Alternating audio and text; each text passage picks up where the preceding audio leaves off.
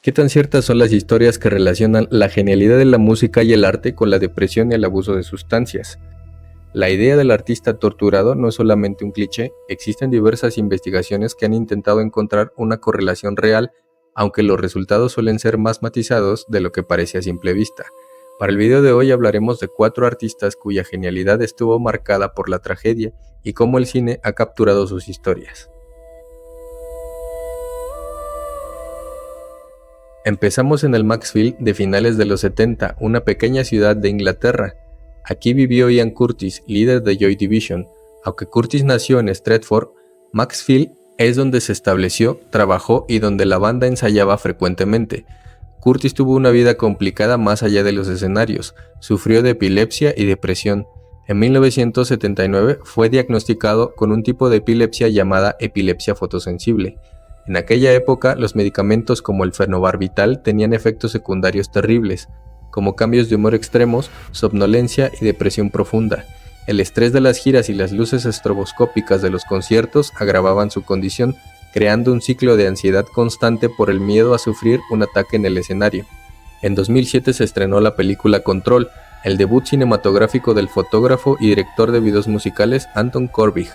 Basada en las memorias de la viuda de Curtis, Deborah Curtis, la película se aleja de los excesos del rock para enfocarse en la vida doméstica y la enfermedad de Ian.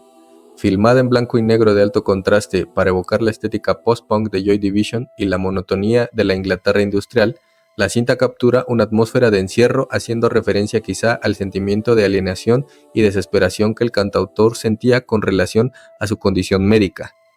No hay colores que distraigan de la interpretación de Sam Riley, quien encarna a Ian Curtis con una vulnerabilidad física impactante. Riley transmite el peso de la mente de Curtis, fracturada por la epilepsia y el sentimiento de culpa.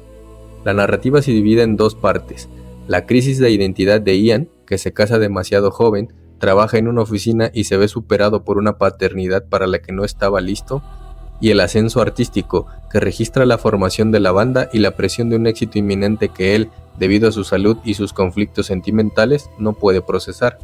Corbijn utiliza su ojo de fotógrafo para crear encuadres estáticos que subrayan la soledad del protagonista incluso cuando está rodeado de gente.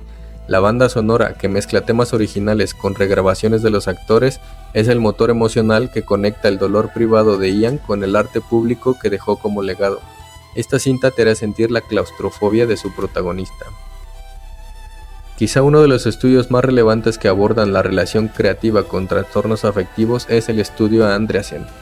Este es uno de los estudios pioneros en el tema y fue realizado por la doctora Nancy Andreasen en la Universidad de Iowa. Tras seguir a un grupo de escritores y artistas durante 15 años, encontró que el 80% de los sujetos creativos presentaban algún tipo de trastorno afectivo, principalmente depresión o trastorno bipolar, en comparación con solo el 30% del grupo de control.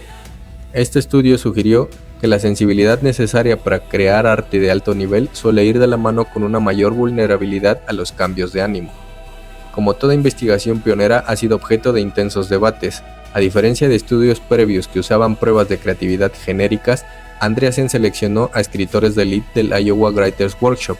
Esto garantizó que estaba estudiando a personas con una capacidad creativa probada y profesional, no solo puntuaciones altas en un test.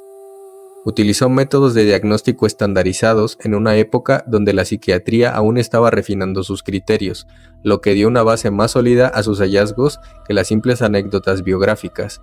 Fue de las primeras en notar que no solo los artistas sufrían trastornos, sino que sus familiares de primer grado también tenían tasas altas de creatividad y de enfermedades mentales, sugiriendo una base genética compartida.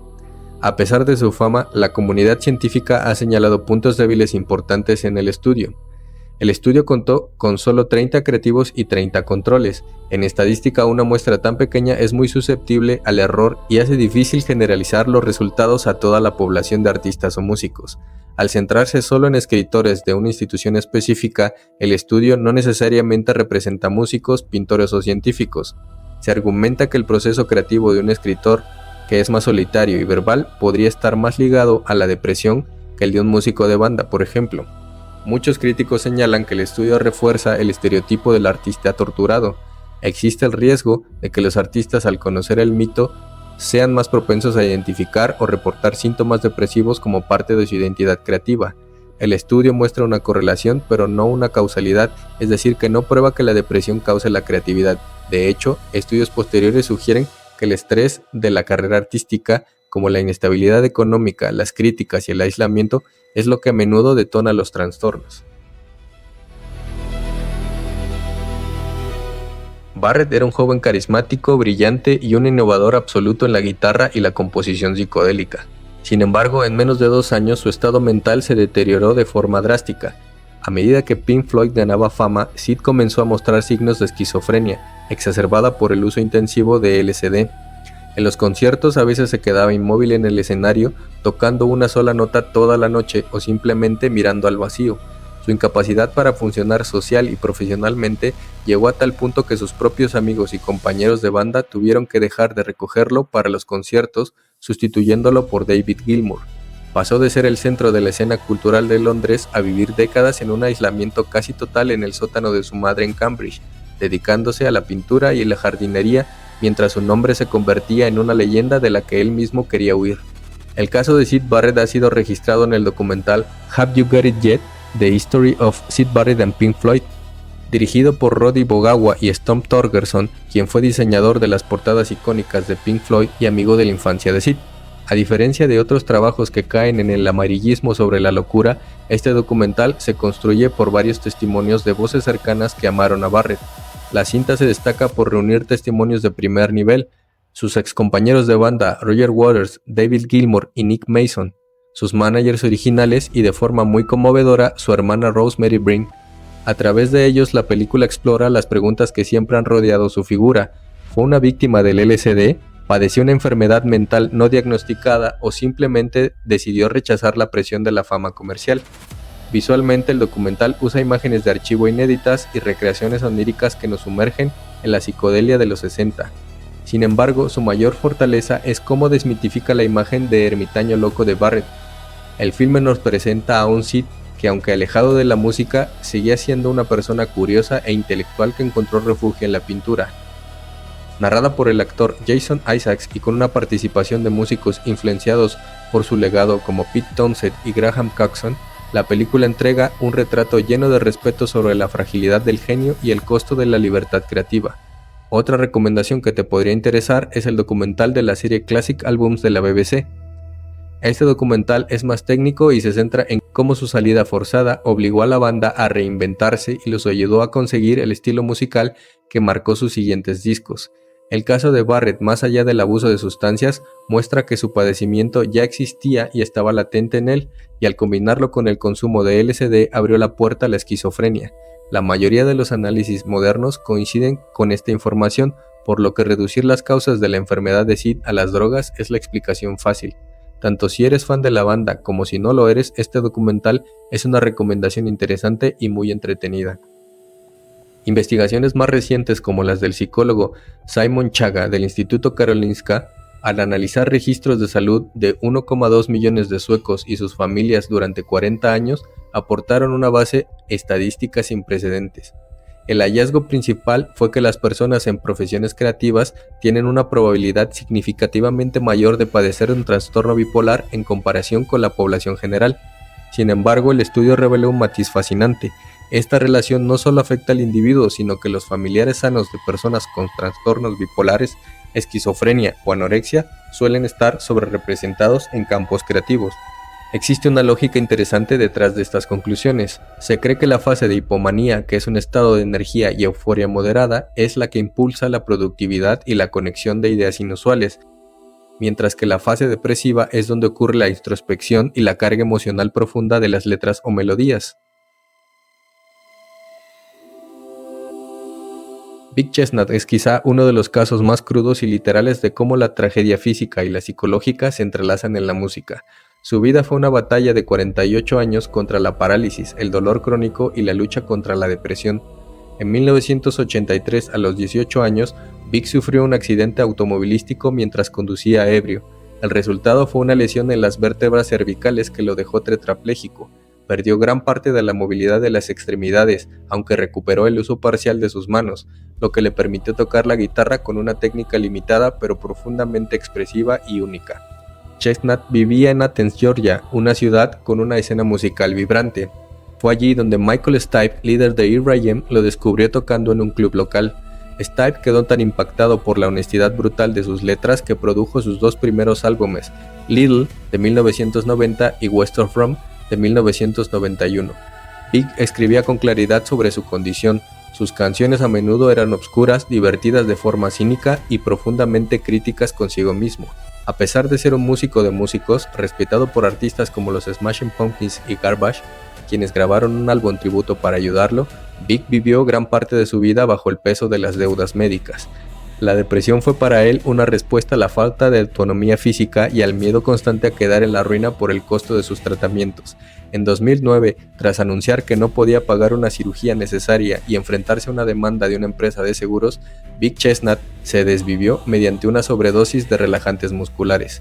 En una de sus últimas entrevistas confesó haberlo intentado 3 o 4 veces antes. What Doesn't Kill Me es un documental que ofrece un retrato crudo, incómodo y profundamente humano de Big Chestnut. Filmado en un estilo directo y sin adornos, la cinta captura al músico en su entorno cotidiano, revelando la dualidad de un hombre que era un genio lírico y un superviviente fatigado. La historia representa a Big frente a una realidad psicológica desgastante. A través de entrevistas íntimas y metraje de sus presentaciones en vivo, vemos cómo la tetraplegia moldeó su peculiar técnica con la guitarra y también su visión del mundo.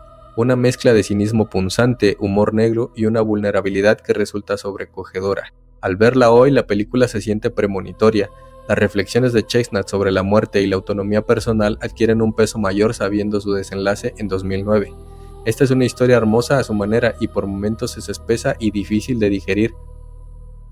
Desde la neuropsicología se estudia el fenómeno de la baja inhibición latente.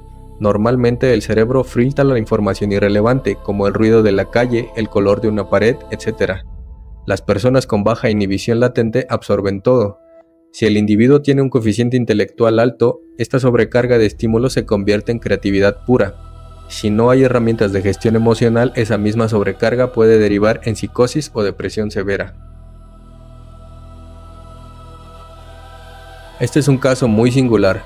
Florence fue una mujer de la alta sociedad neoyorquina que heredó una gran fortuna de su padre. Tras un matrimonio fallido y una lesión que le impidió seguir su carrera como pianista, decidió que se convertiría en soprano. El problema era evidente para todos menos para ella. No tenía oído rítmico ni era capaz de sostener una nota afinada. Florence contrajo sífilis de su primer marido a los 18 años. En esa época la sífilis se trataba con mercurio y arsénico, sustancias altamente tóxicas. Muchos biógrafos e investigadores sugieren que el daño neurológico causado por la enfermedad a largo plazo o por los metales pesados del tratamiento pudo haber afectado su capacidad auditiva y su percepción de la realidad, provocando una forma de anosognosia, que es la incapacidad de reconocer sus propias deficiencias. Florence no era una víctima de burlas directas al principio. Construyó un grupo de amigos y clubes sociales donde todos le aplaudían, ya fuera por su dinero, por su amabilidad o por una extraña fascinación por su absoluta falta de talento. Vivía en una burbuja de protección orquestada en gran medida por su pareja, St. Clair Bayfield. Sin embargo, en 1944, a los 76 años, decidió dar un concierto en el Carnegie Hall. Las entradas se agotaron en horas. Por primera vez se enfrentó a un público que no era su círculo íntimo. Las risas fueron tan fuertes que no pudieron ocultarse. 5 días después del concierto, Florence sufrió un ataque cardíaco y murió un mes después. Se dice que murió de un corazón roto al darse cuenta finalmente de la burla pública. La película, dirigida por Stephen Frears y protagonizada por Meryl Streep, es una tragicomedia biográfica que logra un equilibrio asombroso entre burlarse de la técnica de su protagonista sin ridiculizar jamás su espíritu. Meryl Streep entrega una interpretación magistral como la heredera neoyorquina, cuya pasión por la ópera era tan inmensa como su incapacidad para cantar afinada. La película se aleja del chiste simple y explora la compleja psicología de Florence. A través de una atmósfera de época exquisitamente diseñada, el filme sugiere que su delirio musical fue un refugio frente a una vida marcada por la enfermedad y el dolor físico. Hugh Grant, como su protector esposo St. Clair Bayfield, aporta la capa de ambigüedad moral necesaria. La protegía por amor o para mantener su propio estilo de vida. La cinta plantea una pregunta compleja para cualquier artista. ¿Qué vale más, la perfección técnica o la alegría pura de crear? Pero al final podemos decir si es la depresión una musa o un hack para la creatividad. La conclusión más precisa es que existe una correlación estadística, pero no una causalidad directa. Es decir, ser un creativo no causa depresión ni estar deprimido te vuelve automáticamente un genio. Asociar los padecimientos psicoemocionales con la creatividad tiene una cierta lógica, pero no es algo que podamos definir categóricamente como verdadero. Y en cambio sí podemos decir que esta afirmación es incorrecta porque los estudios más serios sobre el tema concuerdan en que por lo general la depresión severa paraliza, por lo que un músico, por ejemplo, en una crisis depresiva profunda, generalmente no puede componer ni actuar por falta de energía o anedonia. Y el arte, como la música o la escritura, funciona más como una herramienta de automedicación emocional, donde el artista crea para intentar procesar y aliviar esa depresión. Así que quizás sea mejor comenzar de dejar de romantizar el drama y los padecimientos psicológicos y ver la vida desde una perspectiva más amplia. Si te interesan este tipo de análisis donde cruzamos la realidad con la ficción a través del cine, por favor suscríbete y dale a la campana. Cuéntame en los comentarios si te interesa que hable del Club de los 27 o qué tema crees que sería interesante investigar. Mírate una de estas recomendaciones si quieres y nos vemos en el próximo video.